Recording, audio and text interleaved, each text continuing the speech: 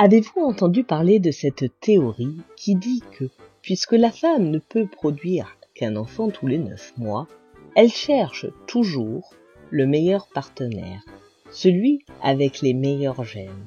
Enfin bref, quelqu'un dont le niveau social, le statut, est plus élevé. Je vois fleurir dans les chaînes red pill et masculinistes depuis plusieurs années cette notion d'hypergamie féminine. Alors mon pote, je suis là pour remettre quelques points sur les i.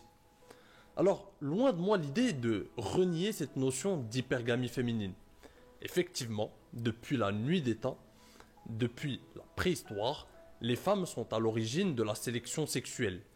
Et donc, pour des raisons de survie et des raisons de sélection naturelle, les femmes ont toujours cherché à sélectionner et à être avec les meilleurs prétendants mâles. Séduisant, n'est-ce pas? Mais qu'en est-il réellement dans l'histoire? Les petits contes de la grotte au chat. Je veux vous parler de l'aspect le plus important de la psychologie féminine dans les relations hommes-femmes.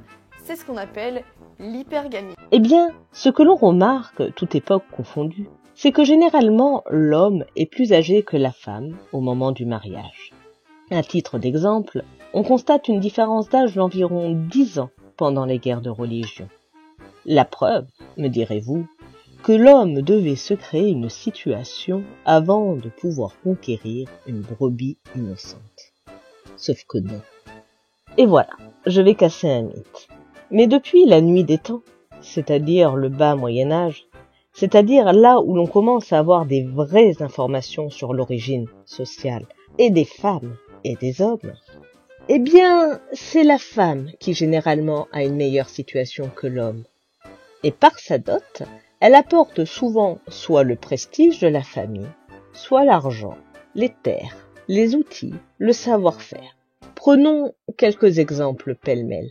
Louis VII, roi d'une France instable, en proie aux dissertions, dont les terres en propre sont assez réduites. Il épouse Aliénor d'Aquitaine, qui a un territoire immense, fort et prospère. Qui a le statut social le plus haut, selon vous? Guillaume le Conquérant, qui à l'époque est juste à la tête d'un duché à feu et à sang, et qui est menacé par une invasion viking de grande ampleur. Lorsqu'il épouse Mathilde de Flandre, la fille d'un des plus grands souverains à l'époque, qui a le statut social le plus haut, selon vous? Continuons. Philippe d'Aunay, petit seigneur, qui finira mal. Lorsqu'il épouse la fille Montmorency, issue de la haute noblesse, qui a le statut social le plus élevé? Et le bras droit de Monsieur X, artisan, fermier, commerçant, lorsqu'il épouse la fille du dit Monsieur X, pour reprendre l'affaire familiale, qui a le statut le plus élevé selon vous? Oui, mais Robinson, à une époque, il y a aussi beaucoup de nobles qui se marient avec des bourgeoises. On voit ça au XVIIIe, XIXe siècle assez fréquemment. Oui, et cela porte un nom que tu connais, Trublion. Redorer le blason. Il apporte le prestige, elles apportent la thune, et beaucoup de thunes.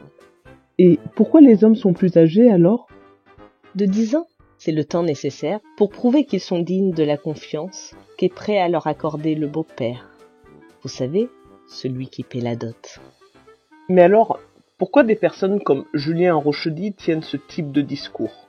Quand les mythos disent que la société et le jeu de l'amour sont bloqués du fait de la contradiction existant entre le désir d'une femme d'être avec un homme de niveau social et culturel au moins égal, sinon même supérieur à elle, et le fait qu'en situation économique, il existe nécessairement une pénurie d'hommes précisément de niveau social et culturel supérieur à elle, mais les mythos ont une inquiétude qui peut se comprendre. Je ne sais pas. Pourtant, je ne l'ai pas sorti du chapeau. Des historiens comme Georges Duby expliquent qu'à la fin du Haut Moyen-Âge, l'un des moyens de casser la grande noblesse est passé, entre autres, par le mariage des femmes à des seigneurs de bien moindre importance.